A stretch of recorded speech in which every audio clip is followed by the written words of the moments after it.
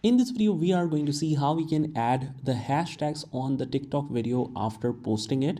It's a pretty straightforward and simple process here, guys. And just remember, guys, that whenever you post a fresh video on TikTok, you should be able to add the hashtags within the 7 days of posting that video. So if your videos is old, you won't be able to put the hashtags in that.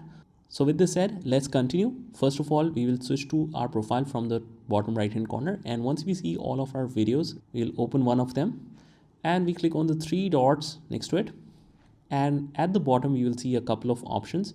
From here we will get the option to edit our post. That is right here. Let me just highlight that. That's right here. So we click on that, and from here we click on the hashtags, and now we should be able to add the hashtags just like this. So however you wanna paste it, maybe you have a predefined format, or maybe you wanna copy that, paste it here, doesn't really matter. This is how we do it. After that we hit done, click on save, and now let's actually view the video. So we go to the video and you should be able to see the hashtags here, and that is how we do it. I hope you found this video helpful, and if you did, hit the like button and subscribe to our channel, and I will see you in the next one.